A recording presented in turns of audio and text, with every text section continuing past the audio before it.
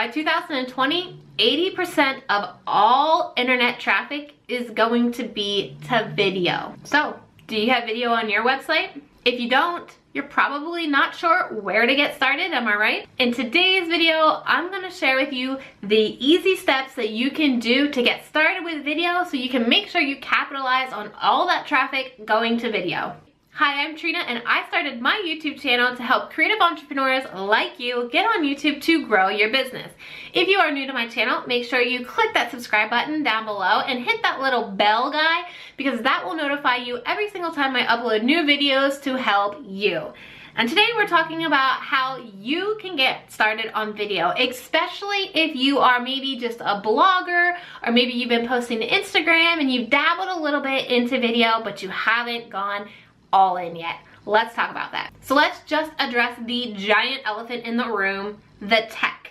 I know we all think we've got to have this perfect background, we've got to have the perfect camera, we've got to have the perfect mic, but you don't. This little guy right here can get you started. And these little suckers can get you started because these earbuds have a microphone already in them.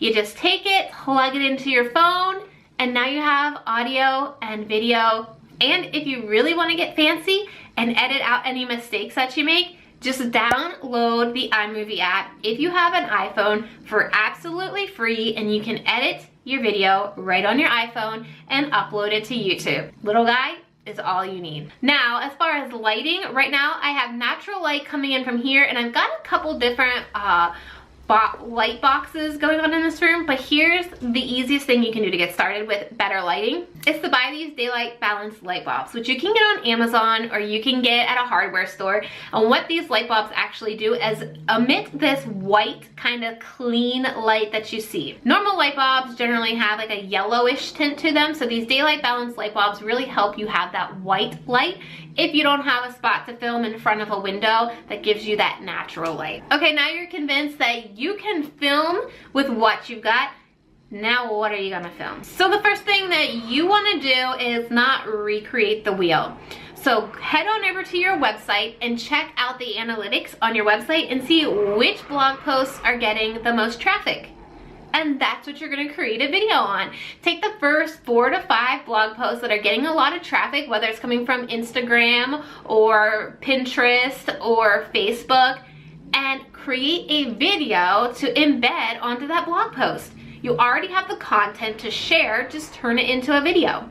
Now, just a few tips on how to set up that video so it's also successful on YouTube. Because if you're gonna do a video, why not maximize the reach you're going to get out of it? So when you create a YouTube video, it's very important to have a hook at the beginning of your video. So in this video, you know that I told you that 80% of website traffic was going to be to video in 2020. That probably piqued your interest and made you want to stick around to hear what I was going to talk about. So what is a hook that could lead into your blog post content? That's what's really gonna get people watching on YouTube, is having that hook and making sure they see you as soon as they click that video. You've hooked that person, now you wanna introduce yourself. They may not know who you are, so just briefly introduce yourself similar to what I did in this video. Hi, I'm Trina and I started my YouTube channel to help creative entrepreneurs like you get on YouTube to grow your business. Then it's time to dig into that content, right? You definitely want to get to that content within the first 30 seconds of your video, especially if you want to capitalize on the traffic on YouTube. So you've got to get to that content very quickly. But how do you deliver it? Do you write a script? Do you read a teleprompter? Here's an easy tip for you. So you have your script or your blog post on your desk or on your computer.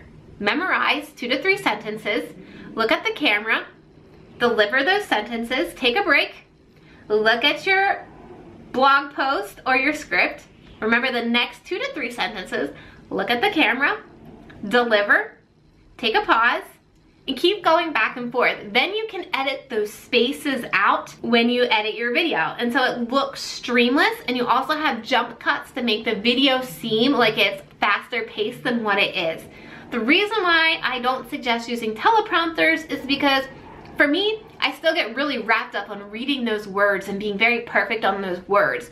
When I can kind of go off the cusp and just kind of talk freely without concentrating on reading words, I can show more of my personality and I end up connecting better with you on the other side of this camera than, say, stressing over teleprompters. So once you get all of your content into that video, then you're gonna wanna wrap it up. But here's the secret to YouTube. If you've got other videos or you want people to subscribe to your video, you don't wanna signal to people that you're wrapping up your video. So don't say, thank you for watching, or that's all I have. Keep talking. Make sure you wrap up your video in that last 20 seconds, because in YouTube, you can add end screens that direct people to another video or to subscribe to your channel. So continue talking and only wrap up your video in that last 10 seconds. So in that last 10 seconds, that's when you're gonna say, thank you for watching. Please make sure you subscribe and I'll see you in the next video. That's all you really have to add at the last bit, because you wanna still be delivering content when you pop up that option to watch another video or to subscribe to your channel. Now I know this all seems kind of confusing and you're not sure what to do. So here's my best tip for you. Just post a video on YouTube. By putting a video on your website, you're boosting your SEO because Google loves video. By posting a YouTube video on your website, you're boosting your YouTube video because YouTube loves having their videos embedded into websites. And added bonus, YouTube videos can show up in Google search. So by adding a YouTube video, not only do you have the possibility to have your YouTube video ranking, but you also have the possibility to boost that blog posting higher into Google search as well. So why not?